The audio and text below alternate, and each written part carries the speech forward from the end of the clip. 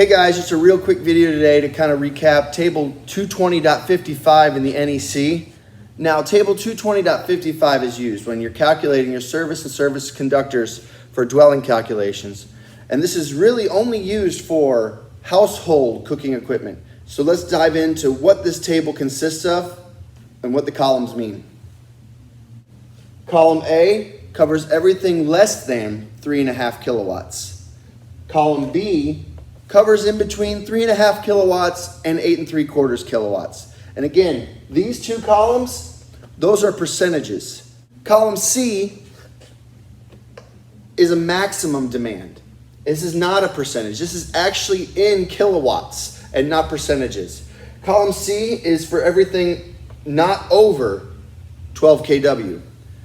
Now, if you were to look at the top of Table 220.55, in the heading it says, you're going to use column C in all cases unless permitted by note number 3.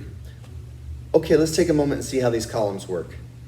Our first column really is just the number of appliances you're considering in the calculation, whether it's 1 range, 2 ranges, 5 ranges, and that number will correspond with the rest of the table's data in a row. Column A. Column A is a percentage of the nameplate value, or the kW of the range. And this column is strictly for anything less than 3.5 kW, but not less than 1.75 kW, otherwise this table wouldn't apply. Column B is very much the same way.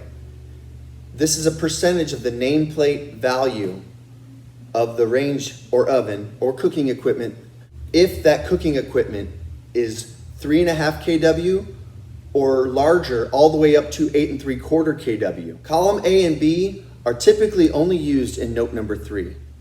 Column C is the maximum demand in kW. It is not a percentage, it's the maximum demand in kW for the number of ranges that correspond with this column. Okay, let's see how column C actually works. Let's say I'm including one 9 kW oven or 9 kW range in a dwelling unit calculation. I'm immediately going to go to column C and I'm going to see that the maximum demand for that one 9 kW range is only 8 kW. I only have to calculate 8,000 watts into my service calculation for this dwelling unit that has one range at 9 kW. Let's say they have 2 ovens or 2 ranges in their kitchen, and they're both rated at 9 kW each. According to column C, I am only required to calculate into my service calculation 11 kW or 11,000 watts. Let's say we're building a small condominium or apartment complex, and there are 5 units. Each of them have one range or one oven at 9 kW each. I immediately go to my column C answer. And my column C answer tells me I only have to calculate into that service feeder and that service calculation 20 kW for those 5 ranges. I do not need to calculate for the full capacity of those ranges. I'm only required to calculate for the demand required by Table 220.55, column C. That is my maximum demand. Now, if those ranges would have been rated at 8,000 kW, that puts me into note number 3. Let's take a minute and kind of go over note number 3 together. Note number 3 reads, over 1.75 kW through 8.75 kW, in lieu of the method provided in column C, it shall be permissible to add the nameplate ratings of all household cooking appliances rated more than 1.75 kW, but not more than 8.75 kW, and multiply the sum by the demand factors specified in column A or column B for the given number of appliances. Where the rating of cooking appliances falls under both column A and column B, the demand factors for each column shall be applied to the appliances for that column, and the results added together.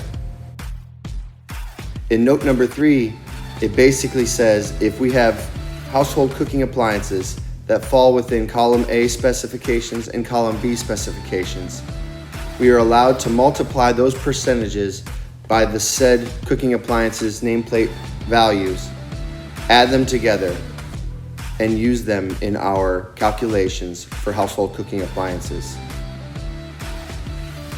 However, we are never required to exceed the maximum demand given to us in column C.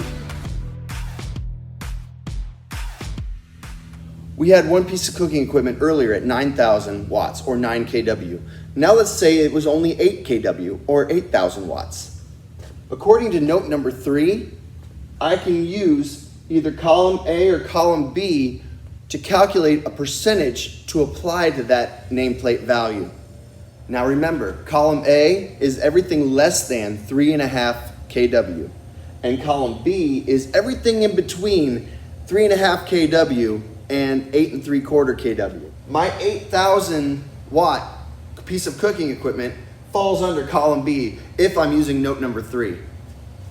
And if I'm using note number 3 and I only have one piece of cooking equipment that I'm calculating for, I'm going to take 80% of that nameplate value and apply that to my service calculation. Okay, so let's work through this problem together. Remember, we have one household range at 8,000 watts or 8 kW. According to our table, in our column B answer, one household range in the column B is 80%. Now, if I take my 8,000 watts, multiply it by 80%, it's going to give me a total of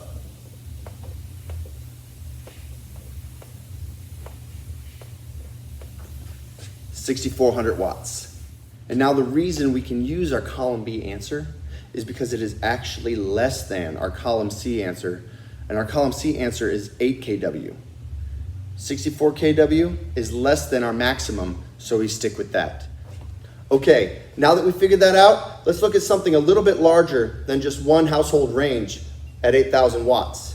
Let's say that we're building an apartment complex, and in this apartment complex, each of these units have one 8 kW range included. And this apartment complex has 25 units of the same range.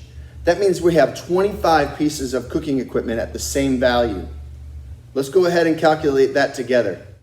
Now, because these are between 3.5 and 8.75 kW, we have permission to use our column B percentage, but let's see how that fares out compared to our maximum. So we have 25 8 kW ranges or 8,000 watt ranges.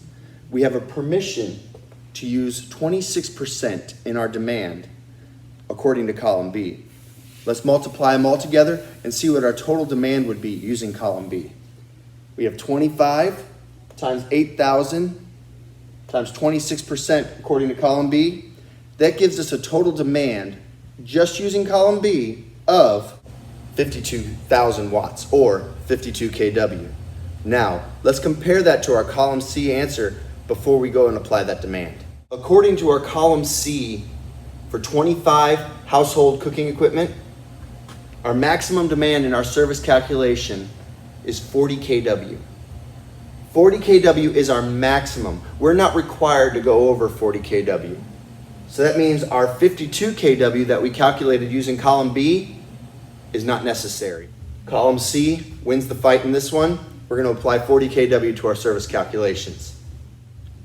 Okay, so even though we were allowed to use our column B percentage, according to note number 3, it was greater than our column C answer.